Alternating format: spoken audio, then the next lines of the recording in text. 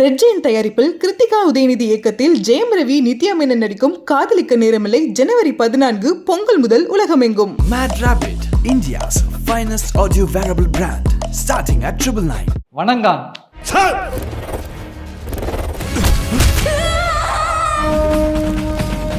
இன்னைக்கு காலையில் வந்து பெரிய போராட்டம் வணங்கான்கே சொல்லணும்னா 9 மணி ஃபர்ஸ்ட் ஷோ புக் பண்ணிட்டு போயிட்டு தேட்டர் வாசல் நின்னதுக்கப்புறமா சில பல பிரச்சனைகள்னால படம் ரிலீஸ் ஆகலை, ஃபர்ஸ்ட் ஷோ ஓடலை. அப்படியே கட் பண்ணால் 12 மணி ஷோ தான் வருது ஃபர்ஸ்ட் ஷோ, டிக்கெட் எக்ஸ்சேஞ்ச் பண்ணிட்டு போங்க அப்படின்னு சொன்னாலும் அங்கேயே ஒரு போராட்டம் வணங்கான் அப்படின் போது. ஏன்னா அந்த படம் கடந்த அந்த பாதையே கிட்டத்தட்ட போராட்டம்னே சொல்லலாம். அந்த கதையெல்லாம் உங்களுக்கு தெரியும், யாருக்கிட்ட இருந்து இந்த படம் வந்துச்சு, யார் பண்ண வேண்டிய படம், ப்ரொடக்ஷன் எவ்வளோ நாள் இருந்துச்சு, ப்ரீ ப்ரொடக்ஷன் எவ்வளோ நாள் இருந்தது, போஸ்ட் ப்ரொடக்ஷன் எவ்வளோ நாள் இருந்தது, இந்த மாதிரி நிறைய கேள்விகள் இருந்தாலும் கூட நேற்று இந்த படத்தோட ரன் டைம் பார்த்தீங்கன்னா கிட்டத்தட்ட 2 hours and 30 minutes அப்படின்ற மாதிரி ஒரு விஷயம் வெளியே வந்தது. ஆனால் இன்றைக்கி சென்சார் சர்டிஃபிகேட் பார்க்கும்போது படத்தில் ரன் டைம் வந்து இட்ஸ் 122 minutes தான், அதாவது 2 மணி நேரம் 2 நிமிஷம் அந்த படம். ஸோ இந்த எது உண்மை, இந்த ரன் டைம் தான் லாக் பண்ணியிருக்காங்களா, இல்லை 2 hours 30 minutes ரன் டைமை லாக் பண்ணி இந்த படத்தை வந்து ½ an hour கட் பண்ணி கொடுத்தாங்களா, அதனால் காலையில் டிலே ஆச்சா, அந்த மாதிரி இவ்வளோ கேள்விகள் இருந்தாலும் கூட இவ்வளோ கஷ்டத்தை தாண்டி வந்த வணங்கான் எப்படி இருந்துச்சு அப்படின்றது தான் இந்த வீடியோவில் பார்க்க போகிறோம். So V house productions, Suresh Kamatchi அவர்கள்ட்ட இருந்து ஒரு படம் அண்ட் கோ ப்ரொடியூஸ் பை பாலாவோட படம் அப்படின்னாலே நம்ம ஒரு ப்ரீஃபிக்ஸ் மைண்ட் செட்டுக்கு போவோம். இந்த படம் எதை பேச போகுது, இந்த படம் எதை நோக்கி போகும், கண்டிப்பாக ஒரு ஹாப்பி எண்டிங்காக இருக்காது அப்படின்றது உங்களுக்கு தெரியும். ஏன்னா அவரோட ஹைரார்கி, அவரோட படங்கள் பார்க்கும்பொழுது நமக்கு தெரியும் அவரோட படம் எதுவுமே ஒரு ஹாப்பி எண்டிங்காக இருக்காது. பட் ஏதோ ஒரு கன்விக்ஷன் நம்ம கொடுத்துரும். இந்த படம் இப்படி முடிஞ்சாலும் கூட சாட்டிஸ்ஃபைடான ஒரு கன்விக்ஷனான எண்டிங் இருக்கும் அந்த படத்தில். ஆனால் அது கண்டிப்பாக ஹாப்பி எண்டிங்காக இருக்காதுன்றது நமக்கு தெரியும் இல்லையா? அந்த மைண்ட் செட்டோட தான் வணங்கான் படமும் பார்க்க போகிறோம். ஸோ வணங்கான் படம் பிளாட் அப்படின்னு பார்க்கும்பொழுது ரொம்ப ரொம்ப சின்ன பிளாட்டுன்னே சொல்லலாம். ரொம்ப சாதாரணமான ஒரு பிளாட் தான். ரொம்ப நீங்கள் யோசிக்கிற அளவுக்கு காம்ப்ளிகேட்டடான ஸ்டோரியா அப்படின்னா கிடையாது. சிம்பிளாக சொல்லணும்னா தெரியோட இன்ட்ரோல் பிளாக் இருக்கு இல்லையா, அந்த இன்ட்ரோல் பிளாக்ல நடக்கக்கூடிய அந்த பிளாட் என்னதான் இந்த படத்தோட கதை. ஸோ ஆப்வியஸ்லி ஒரு அப்யூஸ், செக்ஷுவல் அப்யூஸ், அது எங்கே நடக்குது, யாருக்கு நடக்குது, எதனால் நடக்குது, அதுக்கு அருண் விஜய் எப்படி ரிவோல்ட் ஆக போகிறாரு அப்படின்றது தான் இந்த படத்தோட கதையாக இருந்திருக்கு. ஸோ டெக்னிக்கலி ஸ்பீக்கிங் ஆப்வியஸ்லி இது ஒரு 3 act structure, setup, confrontation and resolution, இது 3மே இருக்கக்கூடிய ஒரு படமாக தான் இதை நான் பார்க்குறேன். ஆனால் இந்த பிளாட் இருக்கு இல்லையா, அந்த மிட் பாயிண்ட் அப்படின்றது ரொம்ப ரொம்ப முக்கியம் ஒரு படத்துக்கு. அது ஃபர்ஸ்ட் ஹாஃபோட இன்டர்வல் பிளாக் வருது இல்லையா, அது ரொம்ப ரொம்ப முக்கியம். ஸோ இந்த படத்தில் வணங்கானில் அந்த மிட் பாயிண்ட் வந்து பர்ஃபெக்ட் பிளேஸ்மெண்ட்டா அப்படின்னு கேட்டிங்கன்னா இல்லைன்னு தான் சொல்லுவேன். So let's talk about Vanangaan first half and second half. So first half அப்படின்னு எடுத்துக்கும் போது நிறைய ஓவர் டூ இருந்தது. பொதுவாகவே இந்த படங்களில் வந்து லேகாக இருக்குது அப்படின்னு சொல்லுவாங்க. லேக் அப்படின்னா என்னென்னா ஒரு விஷயத்த ஓவர் எக்ஸ்பிளனேட்டரியாக இருக்குது அப்படின்னா அது லேக். இப்போது ஒரு கேரக்டர் இருக்கார், வணங்கான் எடுத்துக்கிட்டோம் அப்படின்னா அருண் விஜய் கேரக்டர் வந்து எதுக்கு எடுத்தாலும் டென்ஷன் ஆவார், டக்குனு ஒரு ஷார்ட் டெம்பர், சின்னதாக ஒரு அநியாயம் நடந்தால் கூட டக்குன்னு எடுத்து அடிப்பார், அதனால் போலீஸ் கேஸ் வாங்குவார். இதுன்றது ஒரு கேரக்டரோட செட்டப் இல்லையா? இந்த செட்டப்பை ஸ்டேஜ் பண்ணதுக்கு அப்புறமா இதை திரும்ப திரும்ப அவர் பண்ணும்பொழுது அந்த படம் அந்த ஃபர்ஸ்ட் ஹாஃப் லேகாக மாறுது. ஸோ நான் ஏற்கனவே சொன்னேன், இந்த ஷார்ட் டெம்பர்னால அருண் விஜய் என்னெல்லாம் பண்ண போகிறாருன்றது ரிப்பீட்டேட்டிவாக ஒரு 2-3 விஷயத்துக்கு ஃபர்ஸ்ட் ஹாஃபில் நடந்துகிட்டே இருக்குது. ஸோ அது ஒரு மாதிரி ஒரு லேகாக ஃபீல் ஆகுது. அண்ட் ஒரு மாதிரி அவனிவன் பேட்டர்ன் அப்படின்னே சொல்லலாம் இந்த படம். பட் எக்ஸாக்ட்லி நாட் அவனிவனில் ஃபர்ஸ்ட் ஹாஃப் ஃபுல்லாக ஒரு மாதிரி ஒரு காமெடி ஜான்ராவில் பேக் பண்ணியிருப்பாங்க. செகண்ட் ஹாஃப் ஃபுல்லாக சீரியஸ் நோட், ஒரு ரிவெஞ்ச் அந்த ஜான்ராவில் பேக் பண்ணியிருப்பாங்க. ஸோ இந்த படமும் அந்த மாதிரி ஒரு இன்டென்ஷனோட எடுக்கப்பட்ட படம் தான். ஆனால் ஃபர்ஸ்ட் ஹாஃபில் ஏதோ ஒரு சின்ன சின்ன மிஸ்ஸிங் இருந்துச்சு, அந்த ஒரு லாகாக தான் தெரிஞ்சது ஃபர்ஸ்ட் ஹாஃப். ஸோ நிறைய ஓவர்டு, ஹீரோயினோட இன்ட்ரோவில் ஆரம்பிச்சு ஹீரோயின் யார் அப்படின்னு காட்டுறதுக்காகவே ஒரு 10 minutesக்கு ஒரு சீன் கேரி ஆகும். அது அவ்வளோ பெருசு தேவையில்லை அப்படின்றது அந்த இடத்துல நீடடாக இருந்தது. அண்ட் அதை தாண்டி இப்படி நகர்ந்து போனோம் அப்படின்னா அகெயின் ஹீரோ எதுக்கு கோவப்படுவார், எதுக்கு ஃபைட் பண்ணுவாருன்ற ஸ்டோரி டெல்லிங் திரும்பவும் கண்டினியூ ஆகிட்டே போகுது. ஸோ இதில் ஒரு இன்டர்கட்டில் மாண்டேஜஸாக மட்டும் ஒரு ஃப்ளாஷ்பேக் வந்துட்டே போயிருக்கும். ஸோ அந்த ஃப்ளாஷ்பேக் இன்னும் கொஞ்சம் எலிவேட் பண்ணியிருந்தா மேபி ஃபர்ஸ்ட் ஆஃப் கொஞ்சம் கன்வின்சிங்காக இருந்திருக்கும் அப்படின்றது என்னோட பர்சனல் ஒப்பீனியன். ஸோ ஒரு பேங்கிங்கான இன்ட்ரோலான்னு கேட்டிங்கன்னா கைண்ட் ஆஃப் ஒரு பேங்கிங்கான இன்ட்ரோல் பிளாக் சீக்வன்ஸ் தான். ஆனால் அதை ஸ்டேஜ் பண்ண விதம் மட்டும் இன்னும் கொஞ்சம் பெட்டராக இருந்திருக்கலாம் அப்படின்றது தான் என்னோட தனிப்பட்ட கருத்து.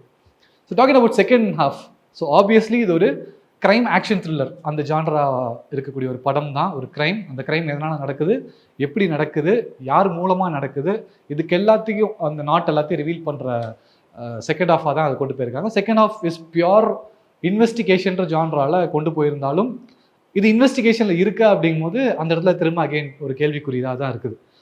இது ஒரு ப்ராப்பர் இன்வெஸ்டிகேஷனாக இல்லாமல் எல்லாமே அருண் விஜயோட பிஓவியில் சொல்கிற மாதிரி அமைஞ்சிட்டனால இல்லை இன்வெஸ்டிகேஷனுக்கான ஸ்கோப் வந்து கொஞ்சம் கம்மியாக தான் இருந்துச்சு இந்த படத்தில். ஸோ ஆப்வியஸ்லி இது ஒரு க்ரைம் த்ரில்லர் அப்படின்ற ஆக்ஷன் த்ரில்லர் அப்படின்ற ஜான்ரால ஈஸியாக அடைக்கலாம். It's not investigation thriller. So இதெல்லாம் கடந்து போனதுக்கப்புறமா இந்த படம் ஒரு கருவை பேசுது இல்லையா, ஒரு முக்கியமான விஷயத்த பேசுது.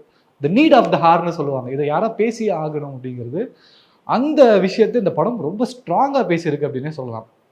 ஏன்னா நம்ம இப்படிலாம் நடக்குமா அப்படின்னு நம்ம யோசிச்சிருக்க மாட்டோம். மேபி நடந்துச்சுன்னா அப்படின்ற கேள்வி வருது இல்லையா, அந்த இடத்துல நமக்குள்ள ஒரு பதட்டம் வரும், ஒரு பயம் வரும். ஸோ அந்த அந்த விஷயத்தை இந்த படத்தில் ரொம்ப ஸ்ட்ராங்காகவே சொல்லியிருக்கிறாங்க அப்படின்னே சொல்லலாம். ஸோ இன்னொரு பக்கம் என்னன்னா, ஒரு படம் எடுத்துக்கிட்டோம் அப்படின்னா, ஒரு படத்தில் ஒரு வில்லன் வந்து தப்பு நடக்குது, வில்லனால ஒரு தப்பு நடக்குது அப்படின்னா அந்த ஹீரோ தட்டி கேட்கும் போது அந்த ஹீரோ வந்து எந்த அளவுக்கு தட்டி கேட்கணும் அப்படின்னா நம்ம சாட்டிஸ்ஃபை ஆகிற அளவுக்கு தட்டி கேட்கணும் இல்லையா. For example again coming back to தெரியோட இன்டர்வல் பிளாக்ல விஜய் வந்து அந்த ராஜி ரேப் பண்ணவர் வந்து கட்டி தொங்கோட்டிருப்பார், மர்டர் பண்ணி தொங்கோட்டிருப்பார், அவ்வளோதான். ஆனால் அந்த இடத்துல இன்னும் இன்டென்ஸாக எப்படி காட்டியிருக்கலாம்னா, அந்த பொண்ணுப்பட்ட கஷ்டத்தை அவ்வளோ டீட்டெயிலாக காட்டினீங்க, இந்த பக்கம் இவன் சாவறதையும் கொஞ்சம் டீட்டெயிலாக காட்டியிருந்தா அந்த சாட்டிஸ்ஃபேக்டரி மூமெண்ட் வந்திருக்கும் இல்லையா. அந்த ஜோன் இந்த படத்தில் வணங்கான் படத்தில் ரொம்ப பர்ஃபெக்டாக ஹேண்டில் பண்ணியிருக்காங்க. பர்சனலாக எனக்கு ரொம்ப ரொம்ப பிடிச்ச ஒரு சீனாக அது அமைஞ்சிருக்கு. அது என்ன சீன் அப்படி என்ன தண்டனை அப்படின்றத நீங்கள் படம் பார்க்கும்போது உங்களுக்கு தெரியும்.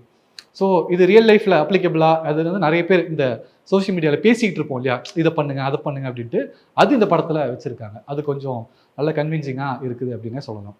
ஸோ இது எல்லாத்தையும் தாண்டி கேரக்டர்ஸ் அப்படின்னு பார்க்கும்பொழுது the perfect ever character, the perfect ever actor அப்படின்னு அருண் விஜய் சொல்லலாம். ஸோ அவருக்கு எல்லாமே அவர்கிட்ட இருக்குது, டேலண்ட் இருக்குது, பயங்கரமாக நடிச்சிருக்காரு, பயங்கரமாக பெர்ஃபார்ம் பண்ணியிருக்கிறாரு.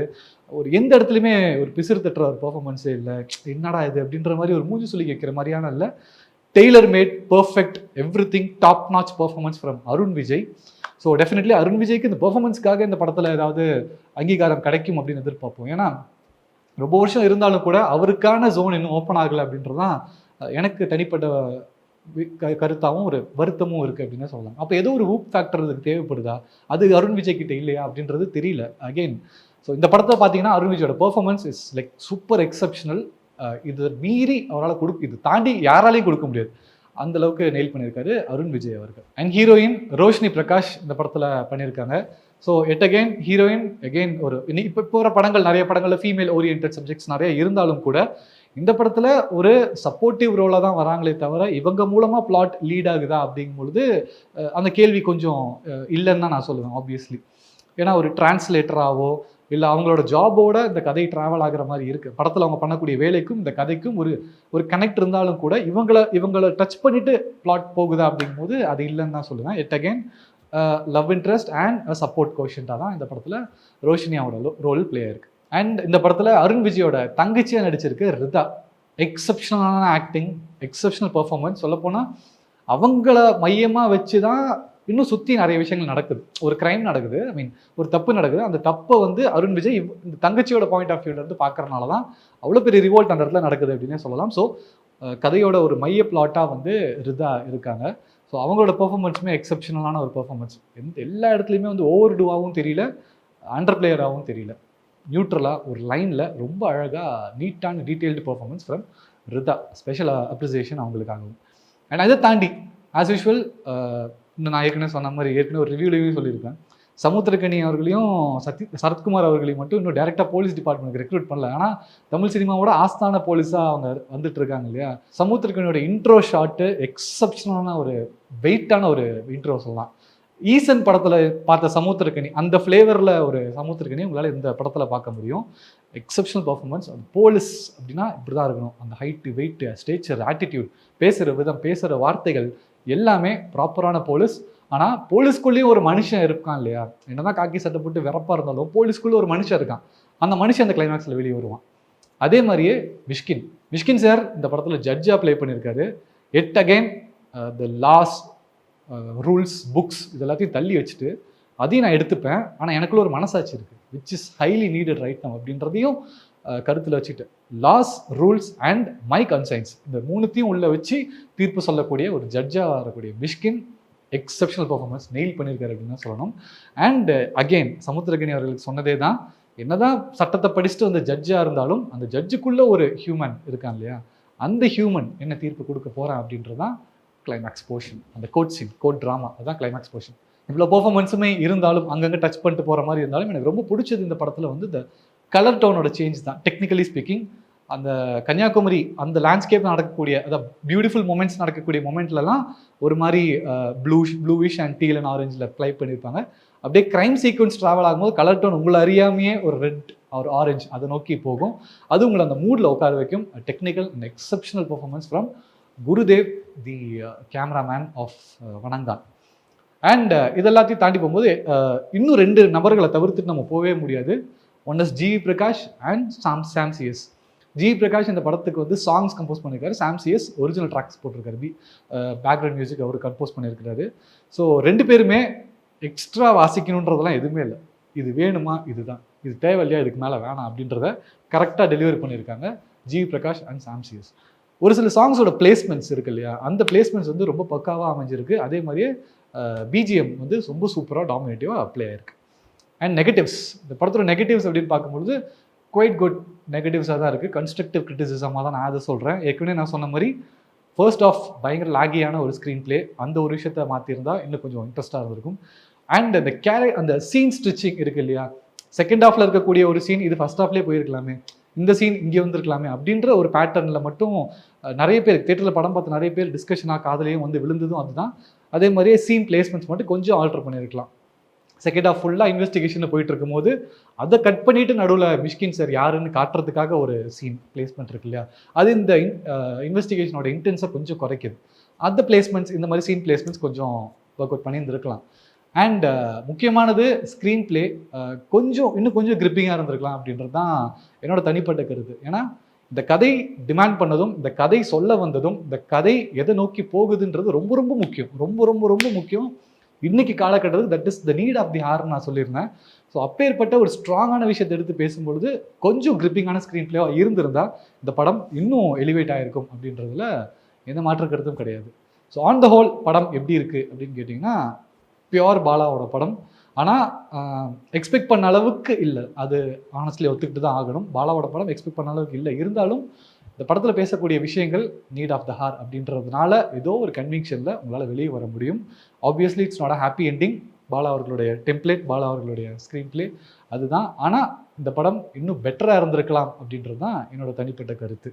So on the whole Vanangaan எப்படி இருக்குது அப்படின்னு பார்த்தோம்னா, இந்த படம் சொல்ல வந்த கதை ரொம்ப ஸ்ட்ராங்கானது. ஆனால் அதை ஸ்ட்ராங்காக சொல்லலை அப்படின்றது தான் என்னோட தனிப்பட்ட கருத்து. ஏதோ ஒரு இடத்துல விட்டுட்டாங்களோ அப்படின்ற ஒரு ஃபீல் இருக்குது. ஆனால் படமாக பார்க்கும்பொழுது செகண்ட் ஹாஃப் உங்களுக்கு அந்த இன்வெஸ்டிகேஷன் அதை நோக்கி போகிறதுனால கொஞ்சம் கிரிப்பிங்காக இருக்கும். ஆனால் first half was super week, brutally honest. And that's the final frame for Vanangan. Until next time, keep watching, keep exploring and keep loving the magic of movies. See you on screens.